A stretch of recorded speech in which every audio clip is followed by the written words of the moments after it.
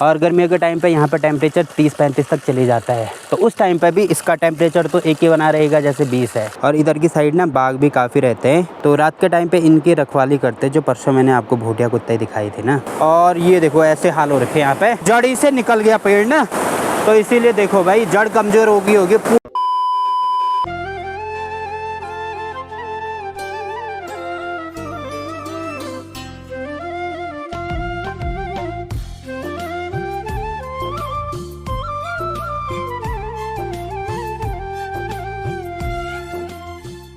Hello guys, good morning Bandeshwar valley के इन खूबसूरत पहाड़ों से, मेरे गांव से। और आज भी मेरी वीडियो की शुरुआत हो रही है धूप लगने के बाद। तो आजकल यहाँ पे काफ़ी जल्दी धूप आ रही है, लगभग 8:30 बजे के आसपास धूप आ रही है। और पहले धूप आती थी यहाँ पे 9:30 बजे, मतलब ये टाइम 1 घंटा पहले हो गया है। और पहाड़ों में कुछ दिनों से ना गर्मी भी काफ़ी बढ़ गई है। पहले तो ये होता था कि सुबह और शाम के टाइम पे तो काफ़ी ठंडी होती थी, बट आजकल उतना ठंडा नहीं हो रहा है। और दिन में जैसे ही धूप आ रही है ना, तो 1-1.5 घंटे धूप में बैठने के बाद तो इतनी ज़्यादा गर्मी लग रही है कि धूप में बैठा ही नहीं जा रहा फिर। और 1-2 दिन पहले हम अगस्मुनी गए थे मैच खेलने के लिए, तो वहाँ पे भी ऐसे हुआ भाई, इतनी गर्मी हो रही थी वहाँ पे तो कि 1 घंटे में ही हमारी हालत ख़राब हो गई थी। तो इतनी गर्मी पहाड़ों में ही होना स्टार्ट हो गई है, तो शहरों में तो मुझे लग रहा है काफ़ी गर्मी स्टार्ट हो गई होगी।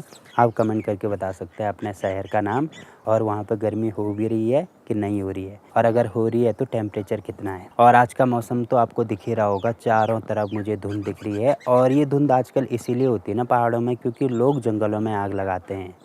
अब पता नहीं भाई लोग इस चीज़ को क्यों नहीं समझते कि जंगलों में आग नहीं लगाना चाहिए, इससे काफ़ी ज़्यादा नुकसान होते हैं। और ठीक सामने वाले पहाड़ों पे आपको दिख ही रहा होगा कितनी ज़्यादा धुंध है भाई, मतलब ये जो बर्फ़ के पहाड़ हैं वो भी ढंग से दिखाई नहीं दे रहे हैं। मतलब वातावरण में इतनी धुंध है कि सामने कुछ भी नहीं दिखाई दे रहा है। और सामने देखो भाई पहाड़ तो बिल्कुल भी नज़र नहीं आ रहे हैं। और गाइज़ काफ़ी दिनों के बाद मैं अपने नीचे वाले घर पर जा रहा हूँ, वो भी पैदल। तो अगर मैं गाड़ी से जाऊँगा ना, तो गाड़ी से तो लगभग आधा घंटा जाने में लगता है, आधा घंटा आने में लगता है। बट जब मैं पैदल जाता हूँ तो पैदल तो मुझे कम से कम 25 मिनट लगते होंगे पैदल जाने में। अगर मैं नीचे जाता हूँ तो 25 मिनट नीचे जाने में लगते हैं, और ऊपर आने में 1 से 1.5 घंटा लग जाता है। और सुबह के टाइम पे मैंने आपको बताया ना कि आजकल दिन में काफ़ी गर्मी हो रही है, तो दोबारा देखो भाई मेरे पे पसीना आना शुरू हो गया होगा, जबकि मैं ढलान पे चल रहा हूँ। अभी धूप लगी हुई, अब क्योंकि आज चारों तरफ कोहरा लगा हुआ है ना, तो उतनी तेज़ तो धूप नहीं हो रही है, पर फिर भी भाई धूप काफ़ी तेज़ है। तो हल्की हल्की प्यास भी लग रही है। तो यहाँ नीचे पे एक धारा है, तो वहाँ पे फटाफट से जाके पानी पीते एक बार। और यहाँ पे देखो भाई सरसों के खेत कितने प्यारे लग रहे हैं। और साथ में ये आपको दिख रही होगी फ्योली, तो सरसों के खेत में भी सरसों इतने बड़े बड़े हो गए हैं, साथ में फ्योली। और इधर नीचे की साइड ना सबसे लेट में बुरांस खिलते हैं, तो यहाँ पे इधर उधर मैंने देखा बुरांस खिलना स्टार्ट हो गए हैं। अब कुछ दिनों में इन बुरांस के फूलों का काफ़ी इंपॉर्टेंट रोल होता है। और साथ में ये जो फ्योली है ना, इसका भी काफ़ी इंपॉर्टेंट रोल होता है। तो एक स्पेशल त्यौहार होता है, जब आएगा तब आपको उसके बारे में बता देंगे। बट अभी मुझे लग रही है प्यास, तो पानी पिया जाए भाई। तो ये देखो यहाँ पे धारा, तो इसका पानी भी काफ़ी ठंडा होता है भाई। ओहो, तो यहाँ पे आपको दिख रहा होगा काफ़ी बढ़िया सा धारा बना रखा है। और जब यहाँ तरसाली से नीचे जब पानी नहीं आता ना ऊपर गांव से, तो वो लोग यहीं पे आते हैं पानी के लिए, क्योंकि ये वाला पानी ऐसे है सदाबहार है, कभी भी नहीं सूखता है, चाहे थोड़ा सा कम आए बट हमेशा आता है। और जैसे मैं अपने ऊपर वाली धारे की बात कर रहा था ना, कि वहाँ पे पानी ऐसे आता है कि गर्मियों के टाइम पे वो पानी ठंडा रहता है और ठंडियों के टाइम पे गर्म रहता है।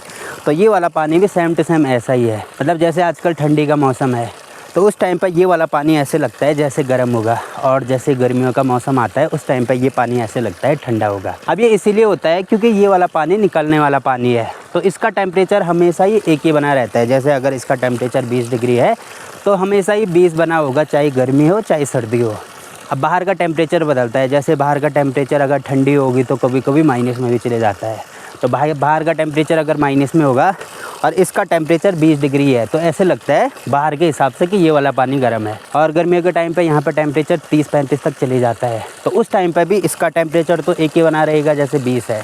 तो तब ऐसे लगता है कि गर्मियों के टाइम पे ये वाला पानी ठंडा है। और हमारे गांव में 2-3 धारे ही ऐसे हैं जहाँ पे ऐसे होता है कि गर्मियों के टाइम पे पानी ठंडा रहता है और ठंडियों के टाइम पे पानी गर्म रहता है। तो ठीक ऊपर यहाँ पे आपको दिख रहा होगा, ये है तरसाली, और एक मोहल्ला यहाँ पे है जिसको हम पिलखोल कहते हैं।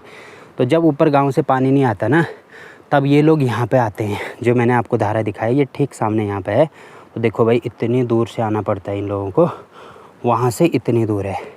और ऐसे होता ढलान होता तो कोई दिक्कत नहीं होती, और जब पानी ले जाना होता तो उसके बाद चढ़ाई में जाना पड़ता है। और मैं आपको बता रहा था ना कि यहाँ नीचे भी बुरांस खिलना स्टार्ट हो गए हैं। तो ये देखो भाई, ये है बुरांस का पेड़, और यहाँ पे आपको दिख रहे होंगे 2-3 बुरांस। वैसे ही एक बुरांस का पेड़ यहाँ नीचे पे भी है, और इस पे तो काफ़ी बुरांस लग गई है शायद से। तो ये देखो भाई, एक बुरांस का पेड़ ये वाला है, और कुछ दिनों पहले यहाँ पे बुरांस नहीं खिले थे, बट आजकल देखो काफ़ी बुरांस खिली है इनमें। तो इतने नीचे ना सबसे लास्ट में बुरांस खिलते हैं। और यहाँ नीचे पे आपको दिख रही होंगी भेड़ बकरियाँ खूब सारी।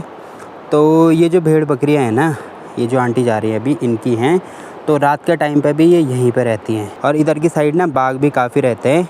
तो रात के टाइम पे इनकी रखवाली करते हैं। जो परसों मैंने आपको भूटिया कुत्ते दिखाए थे ना, तो 3-4 भूटिया कुत्ते हैं इनके साइड से, तो वो इनकी रक्षा करते हैं भाई। तो अभी इनको जंगल ले जाने का टाइम हो गया है।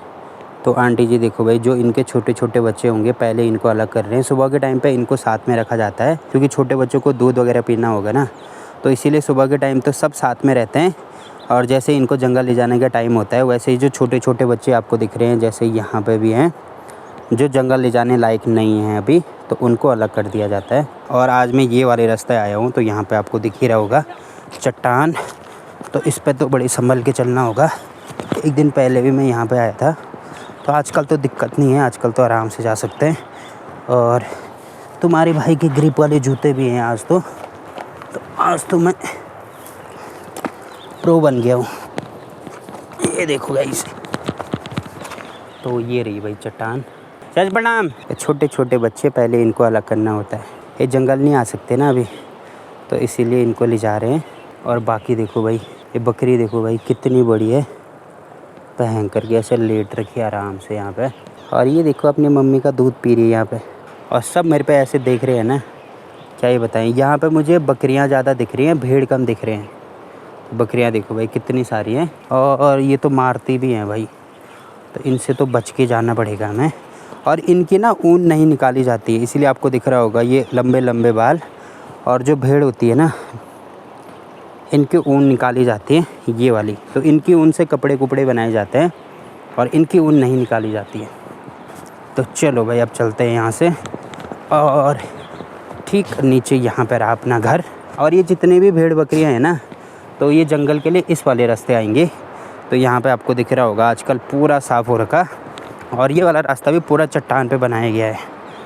तो बकरियों के लिए तो क्या ही चट्टान हो ना। तो फ़िलहाल तो ये सीन है भाई। अभी मैं पहुँच गया हूँ घर पे, अब फटाफट से सामान रख देते हैं, और जो भी काम करना होगा मुझे यहाँ पे उसको निपटाते हैं, और फिर बात करते हैं आपसे। और गाइज़, यहाँ पे एक चीज़ मैं आपको दिखाना चाहता था। तो उसके लिए मेरे को पहले यहाँ से नीचे नदी पार करनी होगी। तो झाड़ियों का रास्ता क्रॉस करके अभी मैं पहले जाऊँगा नीचे नदी में, और उसके बाद बात की जाएगी गाइज़ आपसे।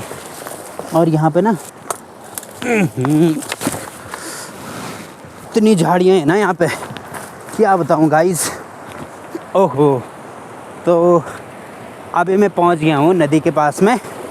तो पहले मुझे ये जो छोटी वाली नदी है इसको क्रॉस करना होगा, और तेज़ से बोलना होगा गाइज़ मुझे यहाँ पे, क्योंकि नदी का पानी है ना, शोर बहुत ज़्यादा है। तो ये छोटी सी नदी मैंने क्रॉस कर दी है। अब यहाँ से जा रहा हूँ मैं आगे। अब आगे मैं क्यों जा रहा हूँ वो मैं आपको बता देता हूँ। तो कल रात को क्या हुआ बल, तो मेरे ताऊ जी यहीं रहते हैं ना, तो सुबह 5 बजे मेरे ताऊ जी ऐसे आराम से सो रखे थे, और बहुत भयंकर वाली आवाज़ आई थी। तो मेरे ताऊ जी बता रहे थे कि मुझे लगा बल कि इतनी ख़तरनाक आवाज़, कहीं भूस्खलन तो नहीं हो रहा यहाँ पे। तो मेरे ताऊ जी 5 बजे उठ गए, और जब इधर उधर देखा तो रात को क्या ही पता लगना था इधर उधर। तो सुबह जाके पता लगा कि यहाँ पे एक पेड़ टूटा हुआ। पेड़ कौन सा टूटा हुआ? चीड़ का। तो कहाँ पे टूटा हुआ वो मैं आपको दिखा देता हूँ अभी।